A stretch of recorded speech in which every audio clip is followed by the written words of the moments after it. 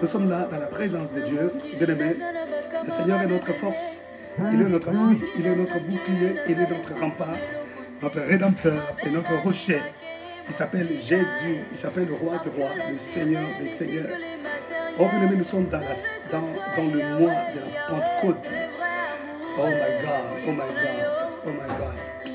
On m'a dit, on m'a écrit, on m'a appelé, dit hier, c'était formidable, formidable. Tel point que les gens ont communié avec le Saint-Esprit, les gens ont parlé en langue. Oh, que Dieu soit glorifié. Est-ce que le Saint-Esprit te visite en ce jour? Que le Saint-Esprit soit avec toi. Alléluia. Oh yes. Voilà.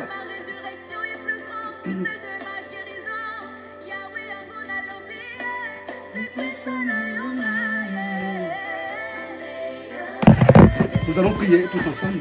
Prions. Père éternel, nous te disons merci pour ton amour, merci pour ta bonté, merci pour ta fidélité, Papa, merci pour la vie que tu nous donnes et merci pour la grâce que tu ne cesses de répandre sur nous et surtout tes bontés qui se sont renouvelées ce matin. Béni sois-tu, Seigneur, toi le Dieu des cieux, toi qui contrôles toutes choses. Merci pour ton esprit, merci pour le paraclet, alléluia. Merci pour Roi Kodesh. Lui qui remplit nos cœurs, lui qui prend contrôle de nos vies, lui qui nous oriente dans la bonne voie, lui qui nous garde plus près de toi, lui qui repart sur nous l'onction, qui impartit à nous le don spirituel, lui qui se sert de nous comme des instruments puissants entre sa main. Nous voulons te dire merci. Saint-Esprit, merci de ta présence, merci de contrôler cet instant, merci de nous communiquer la pensée du cœur du Père, merci de nous instruire. Ouvre notre entendement spirituel pour que nous saisissions, pour que nous comprenions, pour que nous puissions discerner ces choses. Alléluia. Et surtout, les mettre dans nos cœurs pour les pratiquer. Nous nous abandonnons à toi. Viens nous impacter par ta présence. Oh, nos âmes soupirent après toi, tendre Saint-Esprit. Nos âmes soupirent après toi. Envahis nos cœurs. Remplis nos cœurs de toi. Bénis mon frère et ma soeur qui me suivent en ce moment. Visite-le là où il est, que l'atmosphère change autour de lui, autour d'elle, que l'atmosphère change. Je t'en supplie, précieux Saint-Esprit, au nom de Jésus-Christ de Nazareth. Amen. Amen. Voilà, que Dieu vous bénisse. Oh my God, my God. Nous rendons grâce au Seigneur pour sa fidélité. Nous rendons grâce au Seigneur pour ses bienfaits innombrables. Alléluia. Ses bienfaits innombrables. Il ne cesse de manifester son amour envers nous. Il ne cesse de déverser sa grâce dans nos vies. Depuis, voilà, je disais, nous bénissons le Seigneur pour son amour, pour sa grâce, pour sa bonté. Il ne cesse de manifester son amour envers nous. Alors, depuis hier, nous étions en train de continuer notre enseignement sur l'esprit vient des 80. Aussitôt connecté, vous qui êtes là, partagez déjà la vidéo. Merci. Merci de partager la vidéo, chers frères et sœurs. Partagez la vidéo au maximum. Partagez dans les groupes, partagez sur les murs des gens. Partagez, que le Seigneur vous bénisse. Amen. Gloire au Seigneur. Amen. Sois béni aussi, ma sœur bien-aimée, Bijou Beka, princesse de Lens. Merci qui continue à vous bénir aussi. Nous continuons notre enseignement aujourd'hui. Hier, nous nous sommes arrêtés au point où nous voyons comment le Saint-Esprit, le vent d'Orient, vient provoquer un tournant, n'est-ce pas? Un tournant dans la vie d'un enfant de Dieu. Comment il provoque un tournant. Et nous avons vu comment il l'a fait dans la vie de Cyrus. Comment la vie de Cyrus a connu un tournant et c'était extraordinaire, n'est-ce pas? C'est là où nous sommes arrêtés à Isaïe chapitre 45, versets 1 à 3. Nous sommes arrêtés par là. Aujourd'hui, nous continuons. Ok? Nous voyons comment l'Esprit provoque un tournant dans la vie d'un enfant de Dieu. Dans Isaïe chapitre 59, verset 19. Alléluia. Que Dieu bénisse ma chère sœur, ma révérende sœur Evodie pour la Pambou, depuis Ostende en Belgique, une bien-aimée sœur extraordinaire. Beaucoup d'amour pour toi, ma chère sœur, la révérende apôtre Evodie. Isaïe chapitre 59, verset 19. La Bible dit, on craindra le nom de l'Éternel depuis l'Occident et sa gloire depuis le soleil levant. Eh bien, quand l'ennemi viendra comme un fleuve, l'Esprit de l'Éternel le mettra en fuite. L'Esprit de l'Éternel le mettra en fuite. J'aimerais, ça c'est un verset qu'on évoque qu'on évoque à tout moment, n'est-ce pas? On l'évoque très régulièrement, mais l'Esprit m'avait mis à cœur dans cet enseignement, dans cette étude que nous sommes en train de faire, d'essayer d'exploiter, de comprendre la portée spirituelle de cette phrase, l'Esprit le mettra en fuite. Parce que nous comprenons que le Saint-Esprit nous défend. Alléluia. Le Saint-Esprit nous défend. Alors quand la Bible dit que quand l'ennemi viendra comme un fleuve, c'est-à-dire avec des vagues de maladies, avec des vagues de problèmes, avec des vagues de difficultés, avec des vagues de complications, bien aimé dans le Seigneur, avec des vagues de pleurs, d'instabilité dans le mariage, dans le travail, dans les études, dans les affaires. Quand l'ennemi viendra avec tout ça, la Bible dit que l'Esprit de l'Éternel, Ruach Kodesh, alléluia, l'Esprit de l'Éternel, Ruach Yahweh, le mettra en fuite. J'aimerais que nous puissions sonder les Écritures pour comprendre la portée hébraïque de cette phrase, le mettra en fuite. Mettra en fuite en hébreu, c'est noos. Noos veut dire faire disparaître. Oh my God. Faire disparaître. Donc le Saint-Esprit sait nous introduire dans un cycle de repos en faisant disparaître nos ennemis de devant nous. Donc, lorsque les ennemis s'assemblent, font la coalition ou la cohabitation, juste pour te combattre, juste pour te détruire, la Bible dit, l'Esprit de l'Éternel le fera disparaître. C'est ça, au fait, c'est que ça veut dire, l'Esprit de l'Éternel le mettra en fuite. Non, le mettra en fuite, c'est la traduction littéraire, que Louis II a faite, ou que les interprètes de la Bible ont faite. La traduction littéraire, ok, pour mettre à la compréhension de tout le monde. Mais lorsque nous rentrons dans l'étymologie du mot, lorsque nous rentrons dans les textes originaux, nous comprendrons que mettre en fuite veut dire faire disparaître. Vous allez comprendre que c'est différent. Le mettre en fuite, faire disparaître. Donc, mettre en fuite, quelqu'un peut se mettre à courir. Il court, on le voit comme il part. On le voit comme il part. Mais la pensée hébraïque, c'est que quand l'ennemi vient, l'Esprit ne permet même pas que tu le voies courir, partir. L'Esprit le fait disparaître de devant toi parce qu'il ne veut pas te laisser sous pression, sous panique, sous peur. Oh, laisse que le Saint-Esprit fasse disparaître tes ennemis partout où ils sont au nom puissant de Jésus-Christ de Nazareth. My God, my God, my God. Donc le Saint-Esprit le fait disparaître. C'est-à-dire d'un clin d'œil, tu ne le vois plus. D'un clin d'œil, tu ne les vois plus. Donc il fait des choses telles que tu ne vois plus tes ennemis. Tu ne vois plus toutes ces vagues qui viennent dans ta vie. Toutes ces vagues qui viennent. Oh my God. Que Dieu bénisse mon frère bien-aimé, mon révérend Abba Isaac. Abba Isaac. Abba Isaac qui m'a révolutionné dans la recherche, qui m'a révolutionné dans la façon de sonder les Écritures. Sois béni, mon révérend frère Abba Isaac. Sois béni, sois béni. Alléluia. Donc, quand l'ennemi viendra comme un fleuve, l'Esprit de l'Éternel le mettra en fuite. En hébreu, c'est noos. Donc, l'Esprit de l'Éternel le fera disparaître. Voyez un peu ce que le Saint-Esprit est capable de faire dans la vie d'un enfant de Dieu. Non, j'aimerais que tu dises après moi, Saint-Esprit, je t'aime. Je t'aime, Saint-Esprit. Mais tu as raison de l'aimer. Tu as raison de communier avec lui. Tu as raison de vivre dans une intimité profonde avec l'Esprit de Dieu. Parce que le Saint-Esprit te sécurise, le Saint-Esprit te protège. Il fait disparaître les ennemis devant toi. Il fait disparaître les maladies.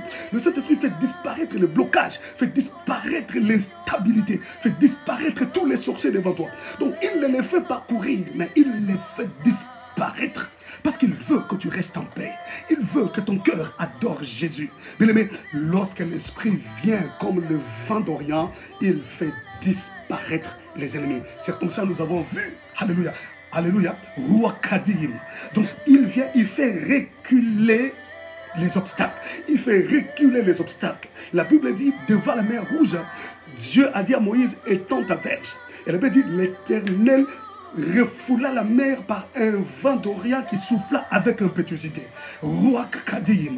Donc le vent d'Orient, lorsqu'il vient souffler, c'est avec impétuosité pour faire reculer, pour faire disparaître de devant nous nos adversaires. Laisse que le Saint-Esprit te touche et te saisisse en ce moment au nom de Jésus. Amen. Alors, lorsque Ézéchiel prie et dit « Esprit, viens des 4 vents », le rôle du vent d'Orient ou le vent de l'Est, nous avons dit, était d'ouvrir la voie de la restauration, n'est-ce pas? Était de faire reculer tous les obstacles pour que la résurrection rentre dans les ossements desséchés. Alléluia. Alors, nous voyons que Kadim fait reculer les limites. Kadim fait reculer les limites. Ruach Kadim, le vent d'Orient, il fait reculer les limites. Or, lorsqu'on parle des limites, en hébreu, il y a plusieurs significations. Il y a plusieurs mots qui expliquent limite en hébreu. Alors, nous allons essayer de faire cette étude ensemble avec vous. Que Dieu vous bénisse. Bienvenue à l'école de la Bible. Ok, vous êtes les bienvenus à l'école de la Bible. Sentez-vous à l'aise. Ayez votre cahier, votre carnet, votre stylo, bien-aimé, pour sonder les Écritures avec nous, pour exploiter la parole de Dieu avec nous. Alléluia. Donc, nous voulons voir les limites en hébreu. Parce que le vent d'Orient fait reculer les limites.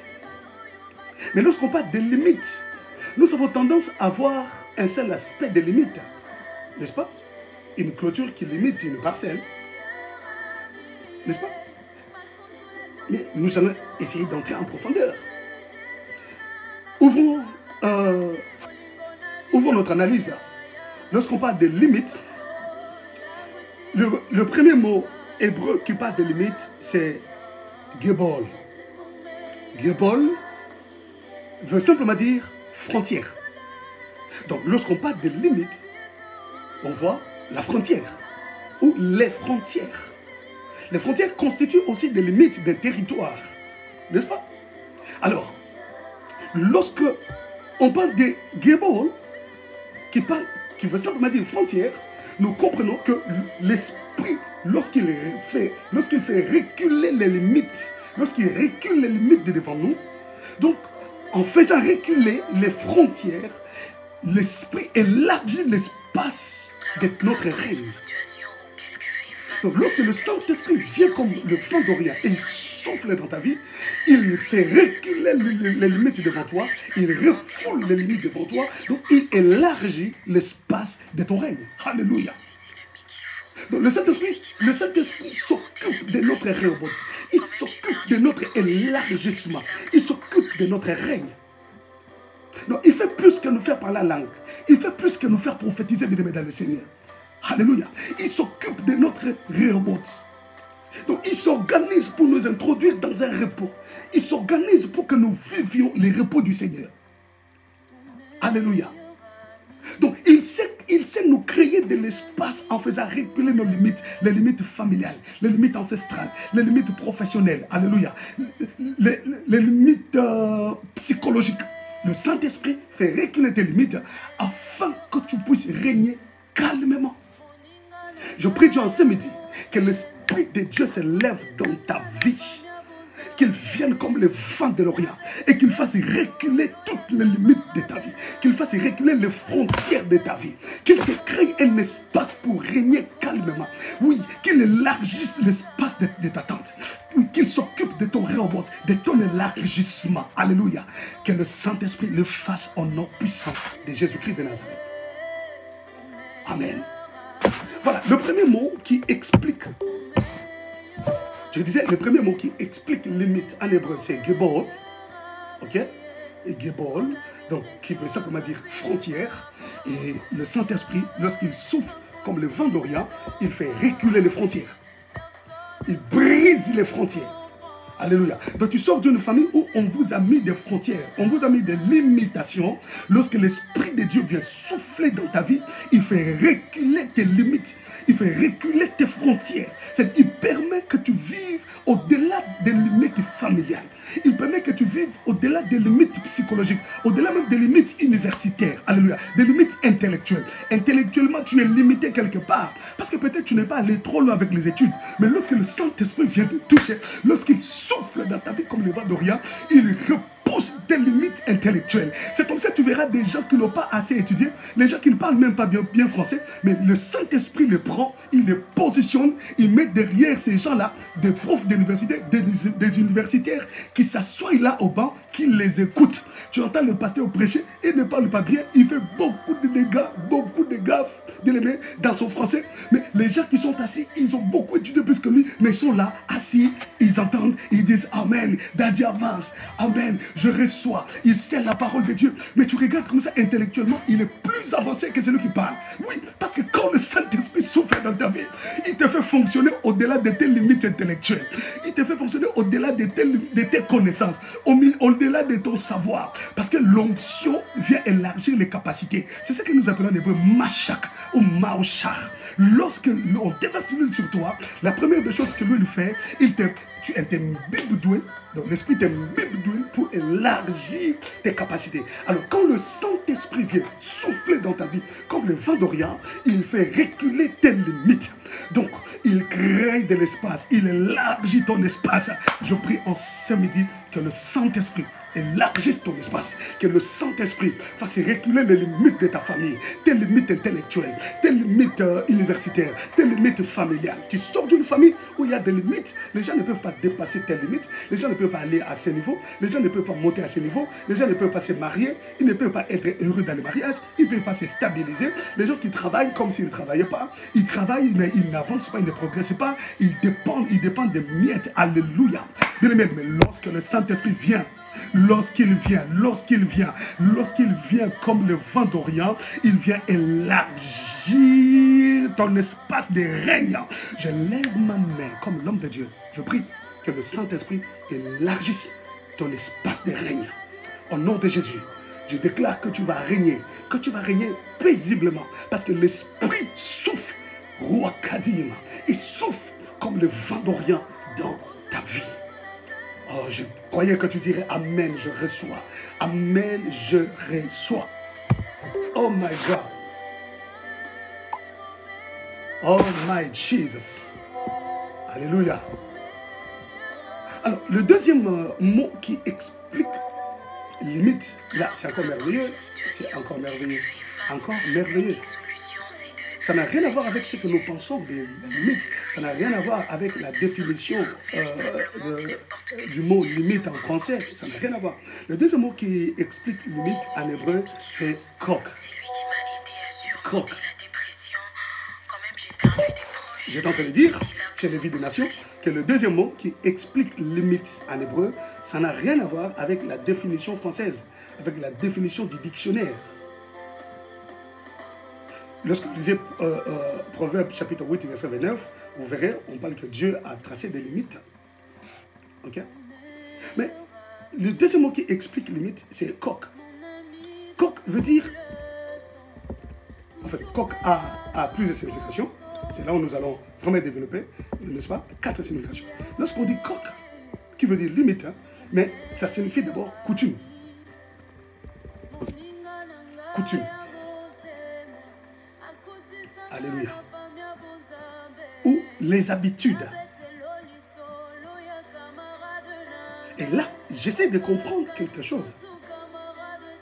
Amen. Bien-aimé dans le Seigneur.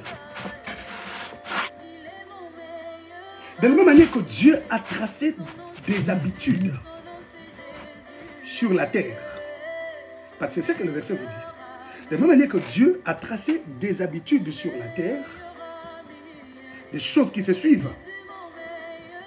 Le monde des ténèbres aussi, de son côté, a tracé des coutumes ou a placé des coutumes dans des vies, dans des familles. Et lesquelles coutumes constituent les limites de chaque famille, les limites spirituelles. Alléluia. Alors, lorsque la Bible dit que l'Esprit souffle et fait reculer les choses, fait reculer les limites, parce que nous sommes en train d'exploiter les limites, je comprends par là aussi que quand le Saint-Esprit souffle dans nos vies, il fait reculer les coutumes des familles qui sont en nous, les habitudes des familles, les traditions qui sont en nous. Il est à retenir que chaque famille, spirituellement, a toujours été sous l'influence des paroles et des cérémonies coutumières traditionnelles ancestrales. Ça, vous le savez avec moi. Oh, la coutume condamne les gens à vivre selon les désirs des ancêtres et des esprits familiaux. Alléluia. Alors, quand le Saint-Esprit vient comme Kadim, Roi Kadim, quand il vient comme le vent d'Orient, il fait reculer l'influence de la coutume dans nos vies. Donc, il détruit les effets et conséquences de la coutume dans nos vies. Tu ne peux pas voir quelqu'un qui a cru en Jésus-Christ et qui est rempli du Saint-Esprit vivre sous l'influence des coutumes, des habitudes venant des ancêtres, venant de la tradition. Non. Alléluia. Il n'est pas normal. Oui, Dieu a tracé des coutumes, c'est-à-dire Dieu a tracé des habitudes sur la terre comme des limites. Des limites à ne pas franchir. Mais le monde des ténèbres aussi en a fait la même chose dans nos vies. Et malheureusement, c'est ce qui règne dans la vie des enfants de Dieu. Malheureusement, c'est ce qui prend place totalement dans nos vies. Vous verrez quelqu'un qui prie, qui va à l'église, mais il est sous l'influence des coutumes, il est sous l'influence des traditions, il est sous l'influence des esprits de famille. Et je me demande où est le Saint-Esprit? Où est le Saint-Esprit? Parce que lui, lorsqu'il souffle, parce que lui, lorsqu'il vient comme le vent d'Orient, il fait reculer nos limites. Et dans les limites, nous avons les frontières, nous avons les coutumes qui constituent des limites, les coutumes qui nous bloquent, qui nous imposent un style de vie, qui nous imposent une dimension à atteindre. Tu ne peux pas dépasser cette dimension-là. Les limites nous bloquent. Mais imaginez dans une famille, par exemple, dans mon pays, imagine dans une famille où on prend spirituellement toutes les richesses d'une famille, on donne à une seule personne. On l'appelle Godia. Je ne sais pas, dans ton pays, dans le continent où tu me suis, si ça se passe comment. Mais par exemple, chez moi en Afrique, il y a une tribu chez nous où on prend toutes les richesses. Les richesses de tout le monde dans la famille, spirituellement, on les prend, on les met dans un truc qu'on appelle une Godia, on donne à une personne. Et cette personne, financièrement, elle devient forte. Les portes s'ouvrent devant elle. Donc ce sont les esprits de famille qui font ça. Les esprits de famille amènent tout l'argent. C'est-à-dire, les esprits de famille prennent les chances de tout le monde. Les opportunités de tout le monde, les met ensemble et donnent à une seule personne. La personne vit des opportunités comme de l'eau à boire. Tout s'ouvre pour elle, tout marche comme sur des roulettes, l'argent. Et c'est cette personne-là qui doit prendre tout le monde en charge. Même si un enfant se faisait baptiser, c'est lui qui doit dépenser l'argent. Même si un enfant était piqué par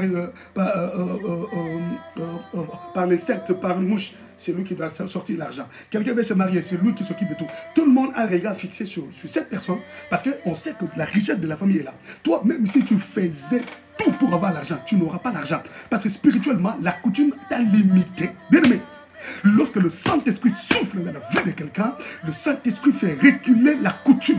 Le Saint-Esprit vient neutraliser la puissance de la coutume. Le vent d'Orient vient neutraliser l'influence de la tradition sur ta vie. Je prie le Seigneur, si tu sors d'une famille où tout le monde est bloqué, il n'y a qu'une personne qui est bénie, qu'une personne qui est devenue comme une colonne. C'est cette personne chez qui tout le monde va.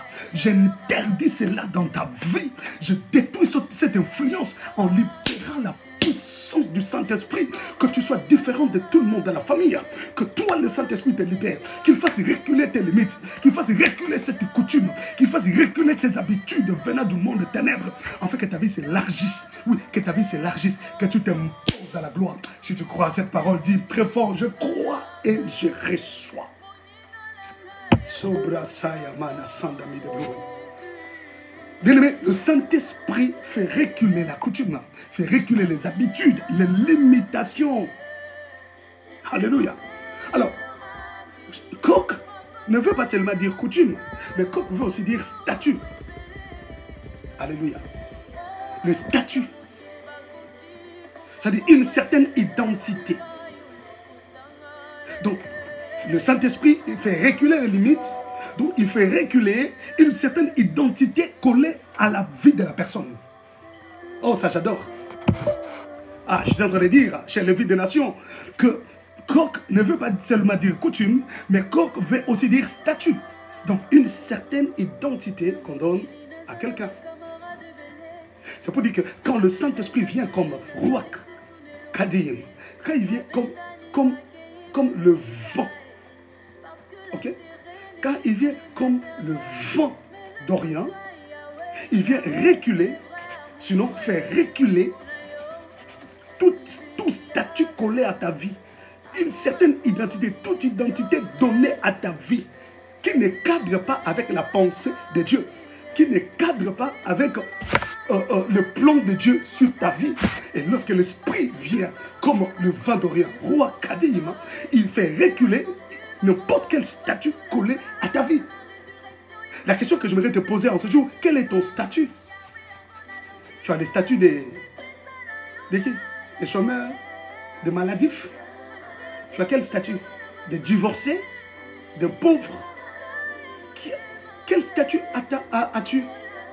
Un statut de malheureux? Quel statut as-tu? Un statut de quelqu'un qui crève?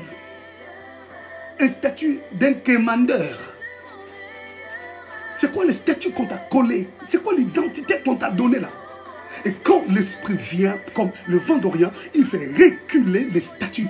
Il fait reculer toute identité qu'on t'a donnée qui ne cadre pas avec la pensée de Dieu. Pourquoi? Parce que l'Esprit sonde les profondeurs de Dieu. Alléluia. Voilà pourquoi Ézéchiel devrait invoquer l'Esprit des quatre vents pour que le vent d'Orient, lorsqu'il soufflera, qu'il vienne changer les statuts qu'on a donné aux ossements desséchés. Non, c'était une grande armée, mais on l'appelle plus grande armée, on l'appelle des ossements desséchés. Et la vallée est baptisée la vallée des ossements desséchés. Pourquoi? Parce qu'ils n'avaient plus de vie, tout était fini. On leur a donné ces statuts, les ossements desséchés. Alléluia. C'est pourquoi j'adore lorsqu'il y a eu un mouvement. Après la prophétie, après la parole d'Ézéchiel, la Bible dit il y a eu un mouvement et les eaux commençaient à reprendre. C'est-à-dire que le miracle s'opérait dans la vie de chaque personne qui était décomposée. Donc les eaux ne rentraient pas en désordre. Ça rentrait pour tout un chacun, même si c'était éparpillé. Mais chaque tibia, fémur, omoplate rentrait là où ça devrait être. Parce qu'on était ensemble. Donc, parce qu'il y avait changement de statut.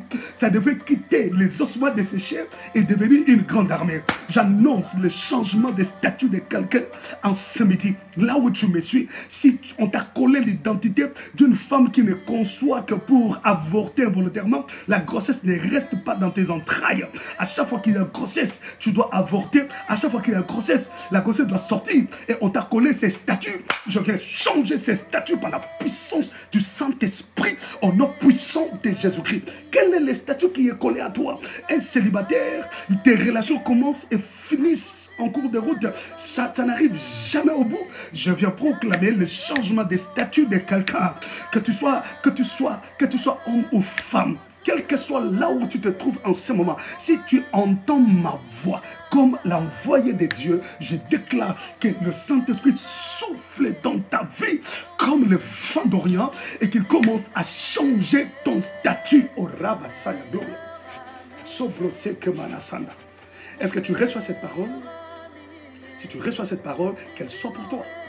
Je dis qu'elle soit pour toi. Il est possible que ton statut change. Il est possible que les choses changent. Il est possible que l'on t'appelle d'un nouveau nom. Il est possible que l'on t'appelle d'un nouveau nom. C'est possible, bien-aimé, dans le Seigneur. Il suffit de faire confiance au Saint-Esprit. Lui, il vient changer ton statut. Il fait reculer les statuts. Les statuts qui ne cadrent pas avec la pensée de Dieu sur toi. Les statuts qui ne cadrent pas avec les projets de Dieu sur ta vie. Toute identité qu'on t'a collée à la peau, qu'on t'a collé à la vie, lorsque l'Esprit de Dieu vient, lui qui sonde les profondeurs de Dieu, lui qui connaît ce que Dieu a préparé pour toi, lorsqu'il vient, il fait reculer tout statut qu'on t'a collé, toute identité qu'on t'a collé à la peau, il le fait reculer et il change l'identité pour toi. Dis après moi, Saint-Esprit, je t'aime. Oh, dis-le, Saint-Esprit, je t'aime. Le Saint-Esprit, lorsqu'il vient dans nos vies, bien-aimés, nous ne pouvons pas rester envoûtés, possédés par les démons. Non. Comment un démon peut cohabiter avec le Saint-Esprit?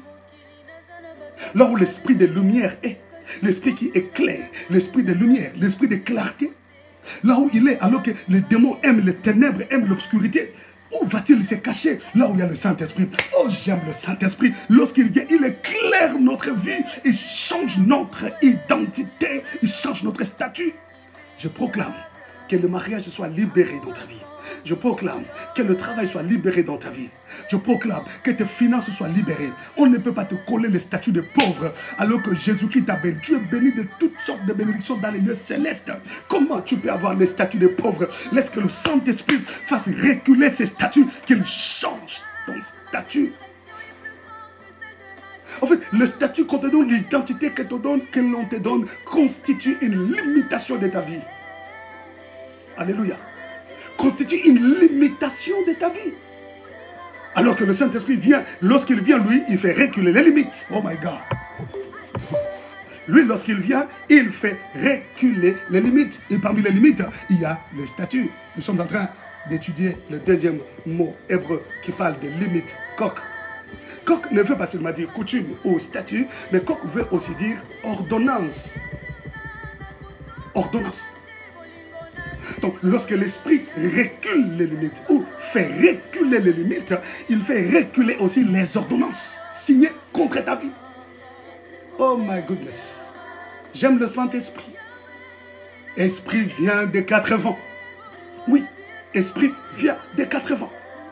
Il fait reculer les ordonnances.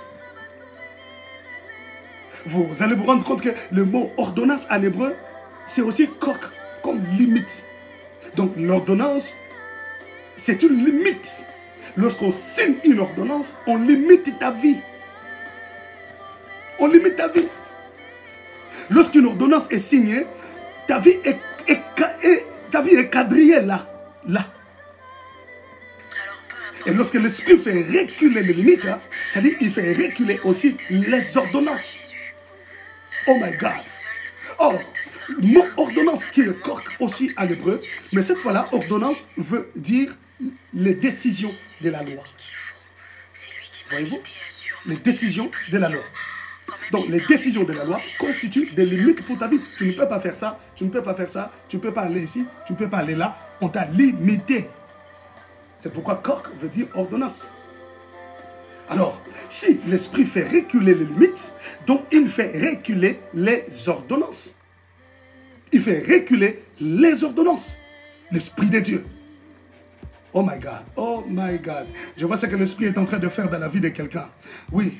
Je suis en train de voir ce que l'Esprit fait dans la vie de quelqu'un. Je vois comment le Saint-Esprit est en train de libérer celui qui m'écoute en ce moment. Comment il est en train de libérer la personne qui m'entend en ces instants. Et pendant que je parle, la puissance de Dieu descend sur toi. La puissance de Dieu te visite là où tu es. La puissance de Dieu t'embrase là où tu es. Le Saint-Esprit souffle sur toi. Il y a un vent terrible qui souffle sur toi. Un vent terrible qui s'abat sur toi. Et les ordonnances qu'on a signées dans ta vie, qu'on a signées venant de ta famille, venant de tes relations passées, venant de ton entourage, sont en train d'être reculées, sont en train d'être repoussées loin de toi, parce que le Saint-Esprit vient repousser tes limites. Voilà pourquoi Christ les a déchirés à Golgotha, afin de rendre libre tout croyant. Alors quand le Saint-Esprit vient dans notre vie comme le vent d'Orient, il vient rendre effective l'œuvre de Golgotha. Parce que les ordonnances ont été déchirées par Jésus. Il a déchiré les ordonnances, les actes qui étaient condamnés. Alors quand le Saint-Esprit vient souffler comme le vent d'Orient, il fait reculer, il fait repousser ces ordonnances loin de toi. Parce qu'il y a des gens qui vivent sous ces influences. Il détruit les ordonnances qui te limitent dans ta marche vers la destinée. Tu dois arriver dans ta destinée. Tu dois entrer dans ta destinée. Alors fais confiance au Saint-Esprit. Fais confiance à l'Esprit de Dieu. Lui seul, il te fera arriver dans ta destinée en repoussant loin de toi les ordonnances qui te limitent, qui t'empêchent d'aller loin, qui t'empêchent de monter sur le trône, qui t'empêchent d'aller au-delà des limites familiales, les ordonnances qui t'imposent d'être comme tout le monde dans ta famille, que tout le monde soit comme toi, que tu sois comme tout le monde. Non, refuse ça. Si les gens divorcent dans ta famille, toi, tu ne peux pas divorcer.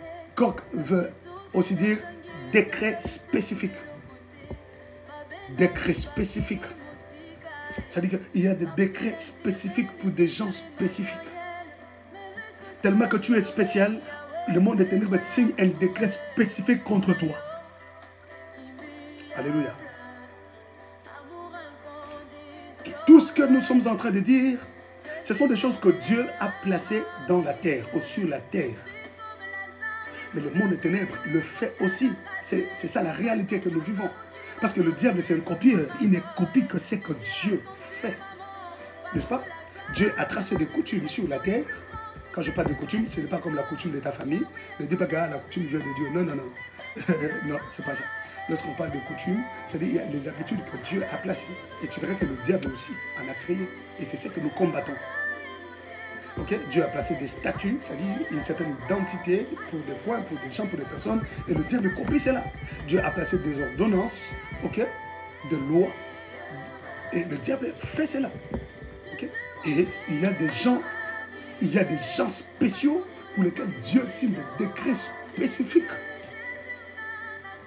Et le monde des ténèbres aussi fait la même chose.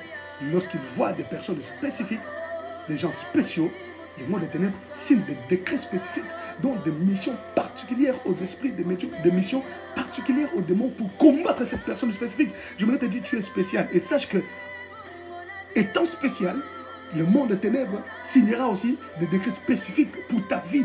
Alors ne sois pas distrait, ne va pas loin du Seigneur, n'abandonne pas le Seigneur, reste attaché, accroché à Dieu parce que tu es spécial, bien-aimé dans le Seigneur.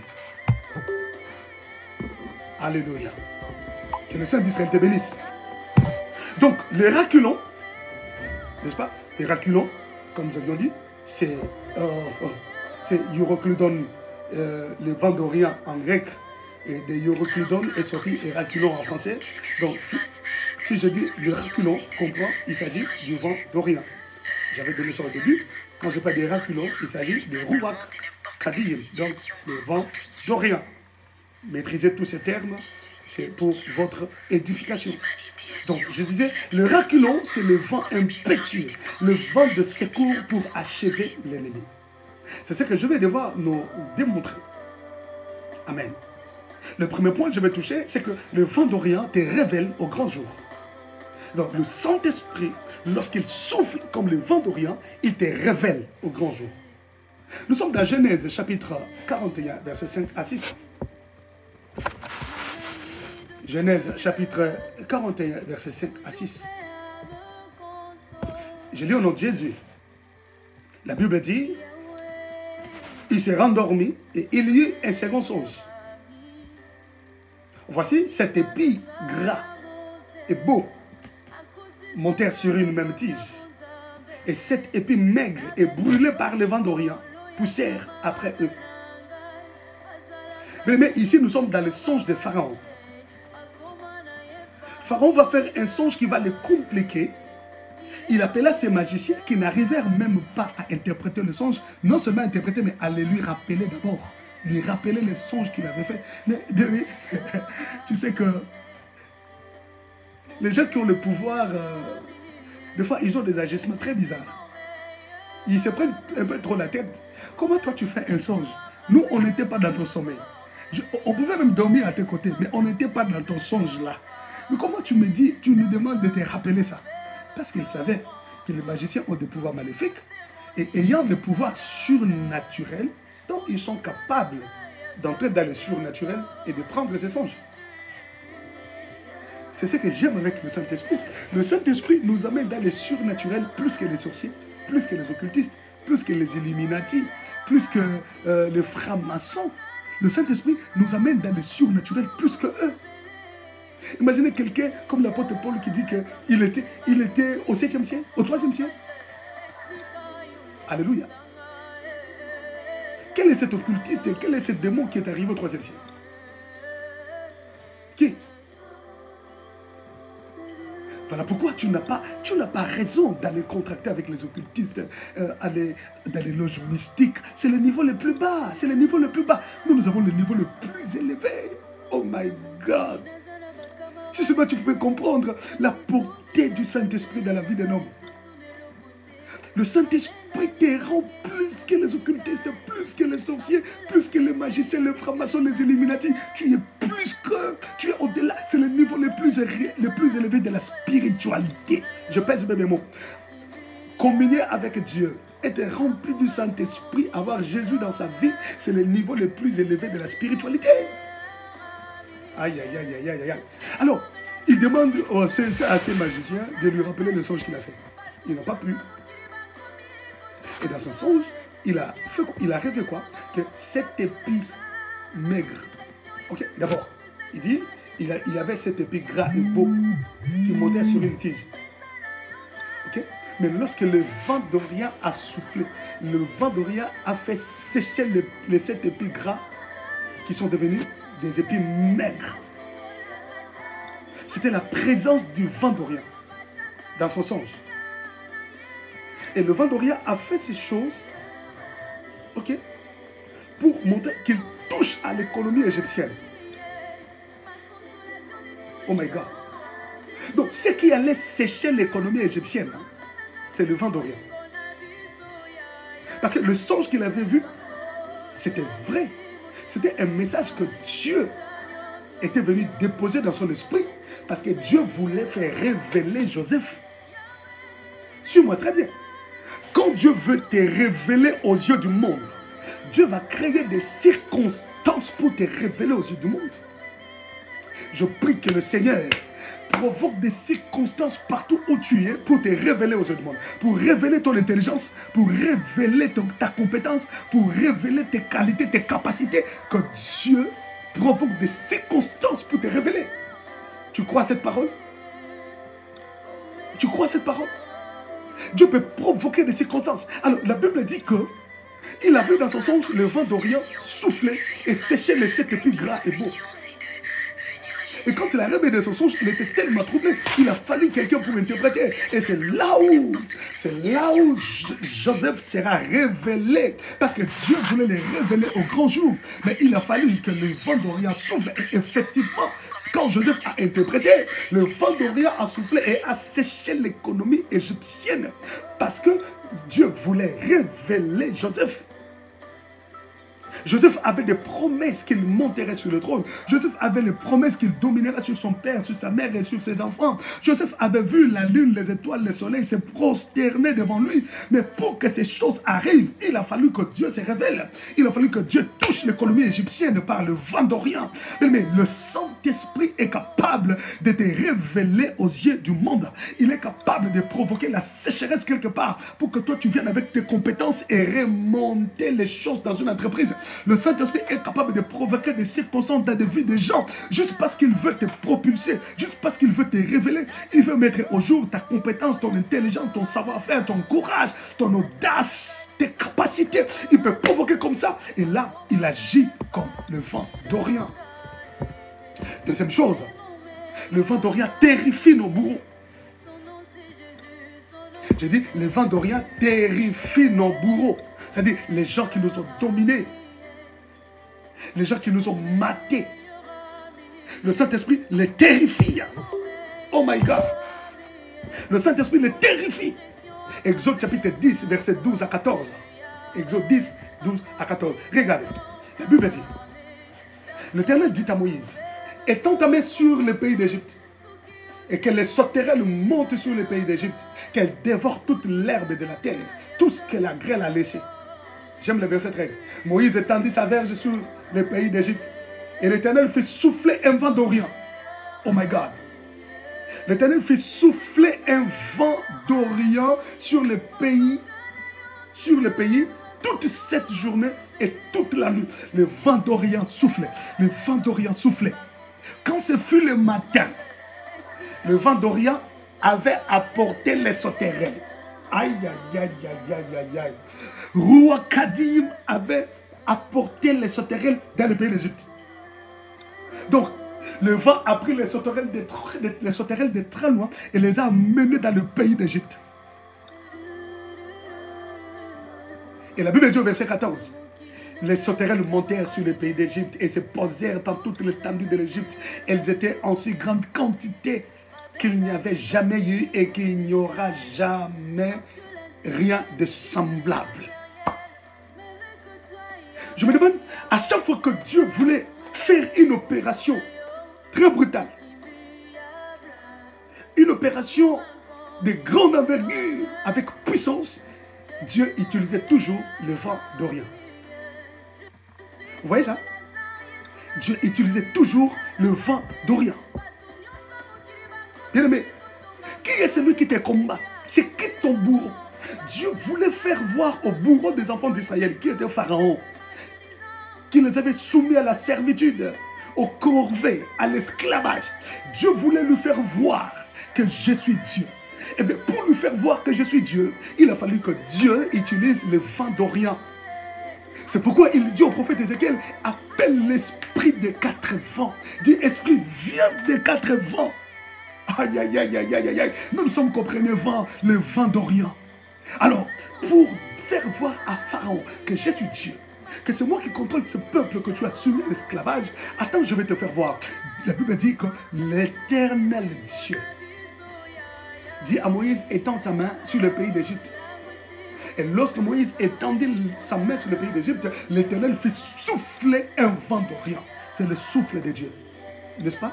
Rappelez-vous, la Bible dit que en réalité dans l'homme, c'est l'esprit, c'est le souffle du Tout-Puissant. Quand on parle du souffle du Tout-Puissant, c'est le Saint-Esprit. N'est-ce pas? Et il dit, l'Éternel fit souffler un vent d'Orient. Donc Dieu utilisa le Saint-Esprit dans cette dimension du vent d'Orient qui souffla.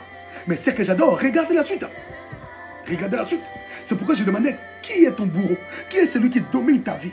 Qui est celui qui te rend esclave de maladie, esclave de blocage, de freinage, de célibat? Le mariage traîne, le mariage ne veut pas s'installer dans ta vie. Qui est celui qui te rend esclave? Ton bourreau. Tu as besoin du Saint-Esprit qui souffle comme le vent d'Orient afin de te libérer. Afin de te libérer. Alléluia. Donc, les sauterelles étaient comme une armée que l'Éternel a envoyée en Égypte pour faire voir à Pharaon que je suis Dieu. Invoque seulement l'Esprit qu'il souffle comme le vent d'Orient. Dans ta prière, invoque le Saint-Esprit comme le vent d'Orient, bien-aimé dans le Seigneur. Parce que le Saint-Esprit libère l'armée de Dieu pour accomplir ses desseins. Que le Saint-Esprit libère l'armée de Dieu pour accomplir ses desseins. Le Saint-Esprit, bien-aimé, nous libère de nos bourreaux. Il terrifie nos bourreaux. Nous sommes encore dans Job chapitre 27, verset 21. Job chapitre 27, le verset 21. Le Seigneur te bénisse. Je disais Job chapitre 7, chapitre 27, verset 21.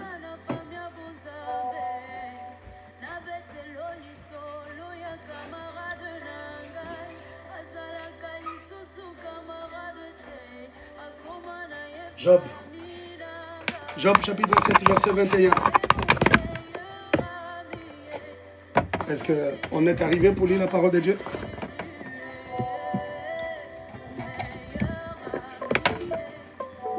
Oh my God. Oh my Jesus. La Bible dit ceci. Job chapitre 7, verset 21. Le vent d'Orient l'emporte et il s'en va. Il arrache violemment de sa demeure. Il s'agit bien de l'impie, de l'ennemi dont la Bible parle. Que l'ennemi des enfants de Dieu, l'impie, même s'il s'établit, même s'il s'installe, j'étais en train de lire Job 27, verset 21, cher Lévi des nations. Le vent d'Orient l'emporte et il s'en va. Il arrache violemment de sa demeure. Là, il s'agit de l'impie, de l'ennemi des enfants de Dieu. Donc, ton ennemi, l'ennemi des enfants de Dieu, même s'il s'installait, même s'il pensait qu'il est enraciné, il règne, il domine.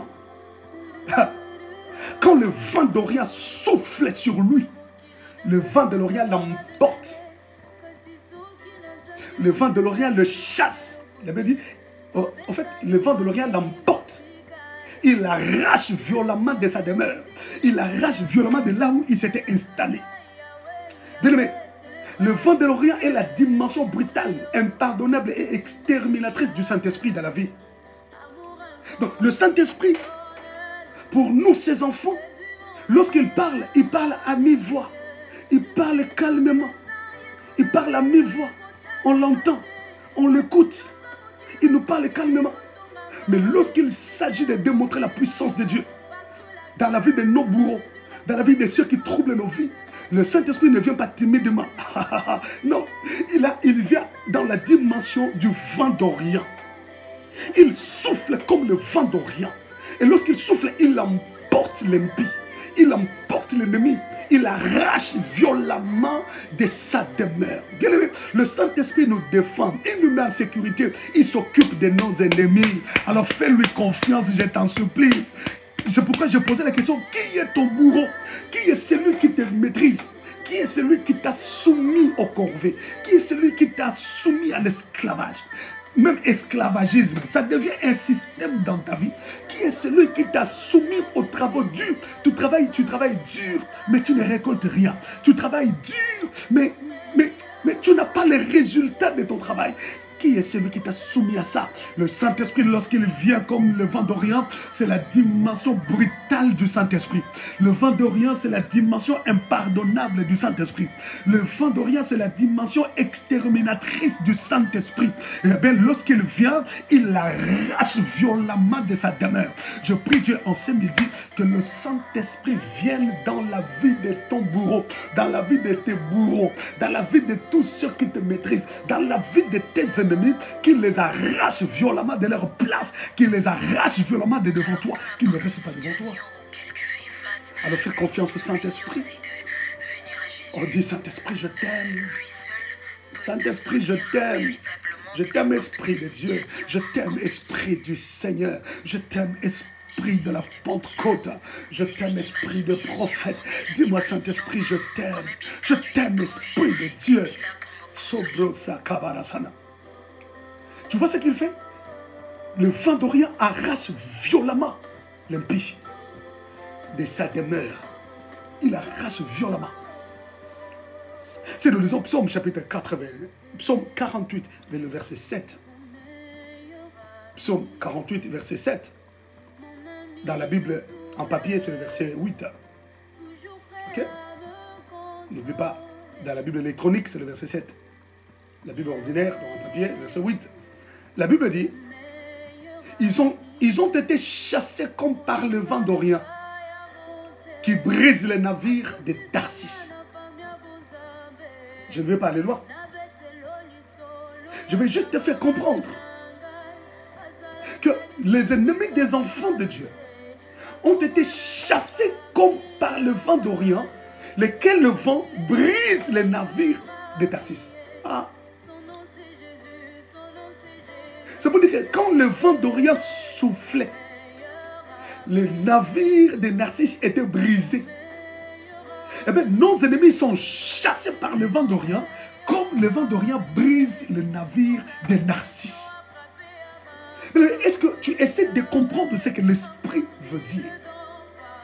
C'est pour dire que le Saint-Esprit chasse nos ennemis. Effectivement, nous avons vu cela dans Ésaïe. Quand l'ennemi viendra comme un fleuve, l'Esprit de l'Éternel le mettra en fuite. L'Esprit de l'Éternel le fera disparaître.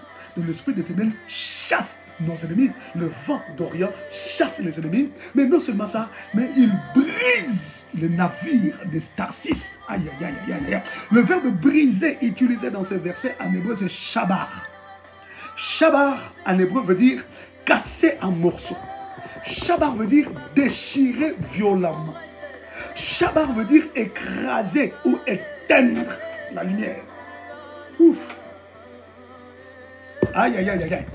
Donc, lorsque le vent d'Orient souffle dans la vie de nos ennemis, parce que le Saint-Esprit veut nous donner du repos, parce qu'il veut nous installer paisiblement dans notre règne, sur notre trône, hein, lorsqu'il souffle dans la vie de nos ennemis, il le brise.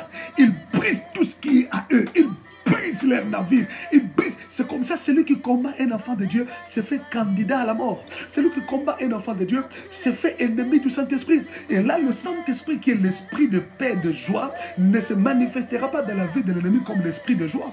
Il va se manifester dans la vie de l'ennemi comme le vent d'Orient qui vient avec brutalité, qui brise, alléluia, qui brise, qui casse en morceaux, qui déchire violemment et qui vient écraser. Et non seulement écraser, il vient éteindre la vie de la personne. Il vient éteindre la petite lumière qui luit dans sa vie. L'esprit vient éteindre cela. Cela veut dire qu'il soumet la personne dans l'obscurité. Il soumet la vie de la personne dans le noir. C'est la dimension brutale du Saint-Esprit, le vent d'Orient. Aïe, aïe, aïe, aïe, aïe, aïe, aïe, aïe, aïe, aïe. Laissez-moi le terminer, ces premiers vents aujourd'hui, parce que je dois le terminer aujourd'hui. Je termine le vent d'Orient aujourd'hui. Bien-aimés dans le Seigneur, à part le fait de terrifier nos ennemis, le vent d'Orient fait sécher les semences des ennemis. C'est pourquoi il est dangereux de toucher à celui qui vit en intimité avec le Saint-Esprit. Je dis, il est dangereux de toucher à celui qui vit dans l'intimité avec le Saint-Esprit. Tu te fais ennemi du Saint-Esprit. C'est pourquoi tu verras Pierre dire à Ananias et Saphira, vous dire, mais vous croyez que vous me mentez. Vous ne me mentez pas, vous mentez au Saint-Esprit.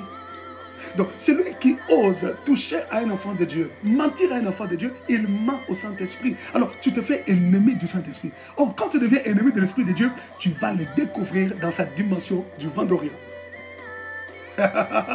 Oh my God! Tu vas le découvrir dans sa dimension du vent d'Orient. Amen.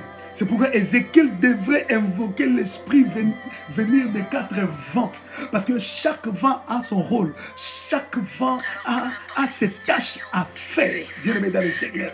Donc quand le vent d'Orient soufflait pour venir ressusciter, pour ouvrir la voie de la résurrection des ossements desséchés, aucun obstacle ne pouvait rester en route. Parce que lorsqu'il souffle, il fait reculer tout. Alléluia. Il fait reculer tout. C'est fort. Alors, je venais de dire que le vent d'Orient fait sécher les semences de nos ennemis. Nous allons lire 2 versets et terminer. On va lire 2 versets et on va terminer.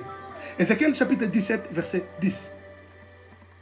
Ézéchiel 17, verset 10. La Bible dit, voici, elle est plantée. Prospérera-t-elle? Si le vent d'Orient la touche seulement, ne séchera-t-elle pas?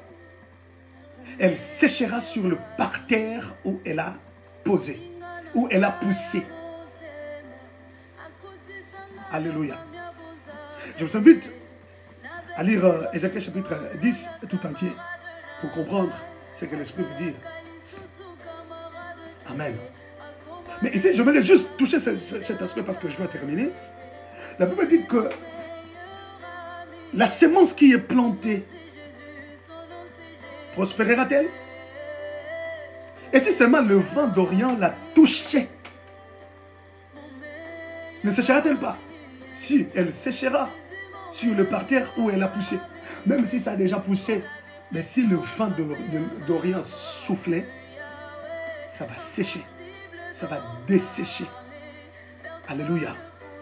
On va lire le 2e verset, comme ça je vais expliquer une fois pour toutes. Ézéchiel chapitre 19, verset 12. Ézéchiel chapitre 19, verset 12. Alléluia. La Bible dit, mais elle a été arrachée avec fureur et jetée par terre. Le vent d'Orient a desséché son fruit. Ses rameaux vigoureux ont été rompus et desséchés. Le feu les a dévorés. Lorsque la Bible parle que le vent d'Orient dessèche le fruit, dessèche même le rameau qui a été vigoureux. Lorsque la Bible dit que le vent de l'Orient a séché la semence qui était mise en terre et qui a germé, le verbe dessécher ici en hébreu c'est bosh. Bosh veut dire pousser à la honte. Bosh veut dire couvrir des confusions. Donc quand le Saint-Esprit souffle pour défendre notre cause auprès de nos ennemis, il les pousse à la honte. Il pousse leur vie à la honte. Bien-aimé, regarde ce que le Saint-Esprit fait. Bien-aimé, c'est une dimension brutale du Saint-Esprit. Alléluia. Le Saint-Esprit avec que nous jouons, c'est cet esprit de Dieu que nous négligeons, nous enfants de Dieu.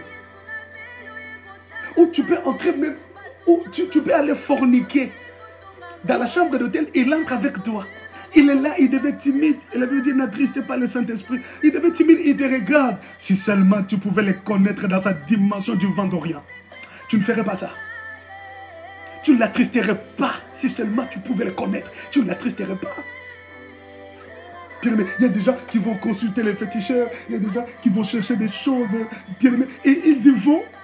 En tant qu'enfant de Dieu, le Saint-Esprit est en eux. Le Saint-Esprit est attristé. Il leur parle à mi-voix. Ne fais pas ça. Non, ne fais pas ça. Non, il ne faut pas commettre l'adultère. Ne fais pas ça. Non, ne fais pas l'impudicité. Non, pourquoi tu forniques? Il te parle à mi-voix. Tu le négliges, tu le fais. Et après, tu demandes pardon. Tu négliges. Si seulement tu pouvais connaître la dimension du vent d'Orient, la dimension du Saint-Esprit comme vent d'Orient, tu ne jouerais pas avec lui. Il peut te dessécher à la minute. Mais parce qu'il a eu la mission d'être ton paraclet, c'est pourquoi il se manifeste chez toi comme l'esprit doux. Combien de fois tu as minimisé la voix de l'esprit? Combien de fois tu as négligé la voix de l'esprit alors qu'il te parlait, mais tu as fait fi d'oreille? Combien de fois? Combien de fois l'esprit t'a parlé, il t'a interdit de faire quelque chose, mais tu l'as fait par tête dure. Mais il ne parle pas, il est là en toi. Il est attristé seulement, il est attristé. Et si tu pries, tu rentres en intimité avec lui, il reprend tout bonnement, il reprend. Parce que lui, il peut encore supporter. Il peut encore supporter les péchés de Dieu. Non. Est-ce que tu peux renouer avec le Saint-Esprit aujourd'hui? Est-ce que tu peux rentrer dans l'intimité avec lui aujourd'hui, s'il te plaît? Je t'invite à rentrer dans l'intimité avec le Saint-Esprit aujourd'hui.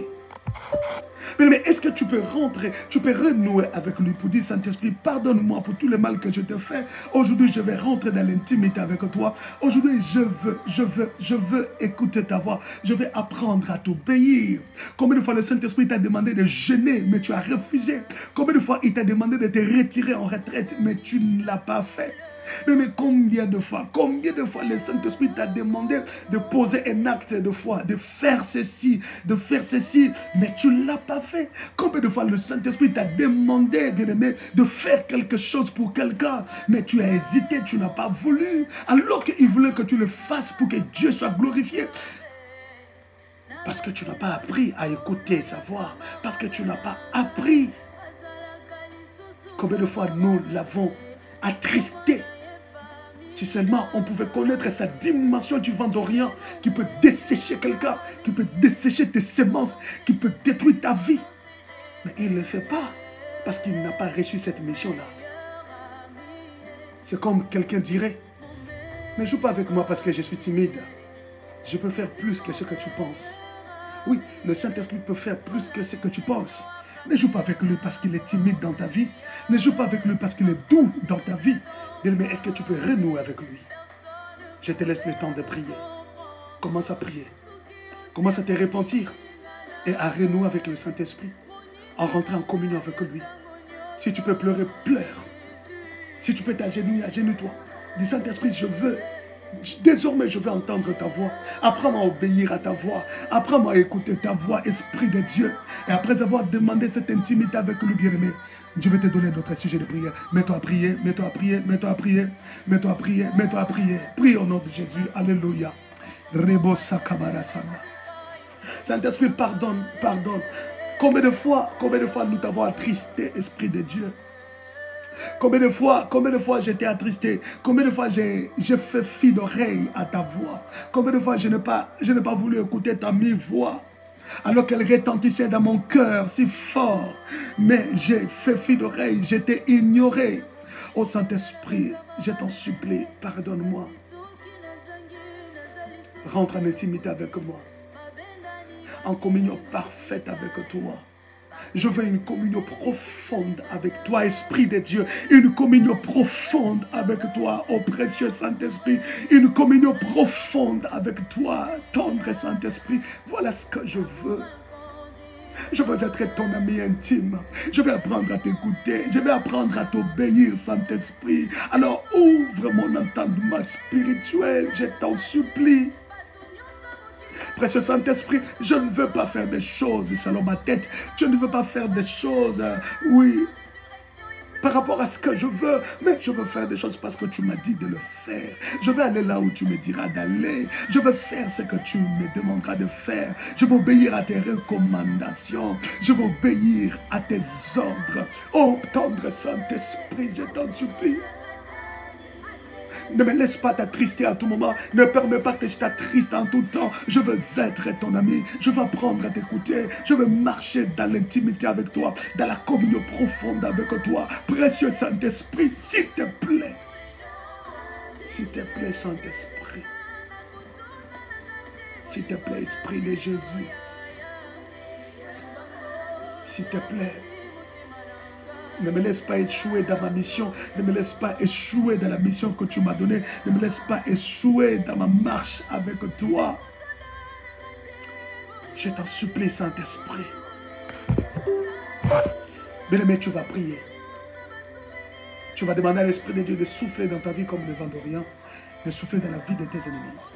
Dans ta vie, qu'il vienne détruire toutes ces semences que le Père n'a pas mises. Dans ta vie, qu'il vienne détruire toute plante que le Père n'a pas plantée dans ta vie.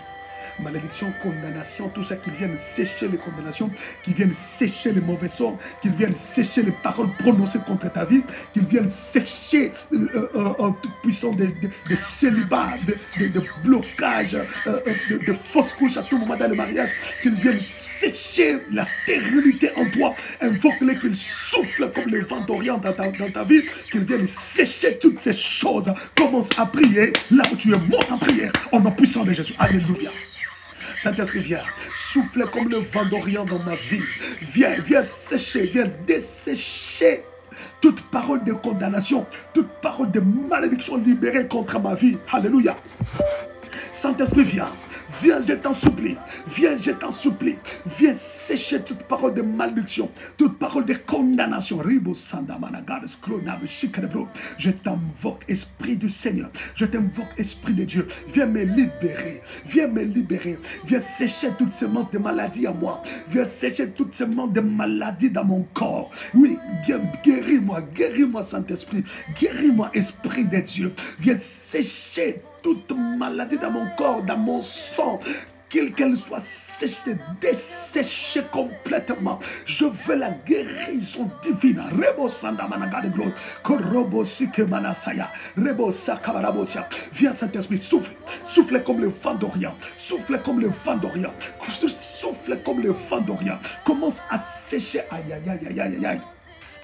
Oui, viens comme le vent d'Orient. Viens sécher toutes semences de maladie. Viens sécher toutes semences de malédiction à moi. Viens sécher toutes semences de mauvais sort à moi. Commence à sécher les paroles de condamnation. Commence à sécher les paroles de malédiction dans ma vie. Commence à sécher les mauvais sorts dans ma vie. Je veux être complètement brûlé. Viens souffler comme le vent d'Orient. Tout lequel vent qui brûle, qui dessèche toutes les semences mises en terre, commence à sécher toutes les semences que le Père n'a pas mises à moi. Commence à sécher toute plante que Dieu n'a pas plantée dans ma vie. Saint-Esprit, souffle comme le vent d'Orient. Souffle comme le vent d'Orient. Souffle comme le vent d'Orient. Souffle comme le vent d'Orient. Au nom puissant de Jésus. Souffle comme le vent d'Orient. Au nom puissant de Jésus. Souffle comme le vent d'Orient pour que ma vie soit délivrée de toutes ces semences familiales, toutes semences de malédiction, toutes semences de pauvreté, toutes semences de blocage, toutes semences de freinage, soient brûlées, soient consumées, soient calcinées par le feu du vent d'Orient, par la puissance du vent d'Orient, par la chaleur du vent d'Orient, au nom puissant de Jésus-Christ de Nazareth. Bien-aimé, je te laisse le temps de prier. Tu vas invoquer le Saint-Esprit, qu'il souffle comme le vent d'Orient dans les camps de tes ennemis. Que le Saint-Esprit se manifeste dans sa dimension de brutalité, d'extermination, dans cette dimension impardonnable dans la vie de tes ennemis. Qu'il souffle comme le vent d'Orient, qui commence à sécher leur vie, qui commence à sécher leurs semences, pour qu'ils sachent qu'ils ont touché à celui qu'on ne pouvait pas toucher. Invoque-le, prie bien-aimé dans le Seigneur, cherche Dieu, que le Saint-Esprit soit avec toi, que le Saint-Esprit, alléluia, bien-aimé, t'accompagne, que le Saint-Esprit souffle comme le vent d'Orient dans les camps de tes ennemis. Soyez tous bénis au nom de Jésus-Christ. Vous étiez à l'école de la Bible avec le révérend Dr Paul Dima. Que le Seigneur Dieu vous bénisse. Voilà, soyez bénis. Continuez la prière à la maison. Continuez dans l'intimité avec le Saint-Esprit et apprenez à écouter sa voix. Tout ce qu'il vous demande, s'il te demande de jeûner, de prier, de faire quoi que ce soit parce qu'il a besoin de toi, fais-le bien dans le Seigneur. Laisse-toi emporter par l'Esprit de Dieu. Soyez bénis. Nous nous retrouvons demain à midi. Laisse que le Seigneur vous bénisse. Que le Seigneur vous fasse de bien. Alléluia.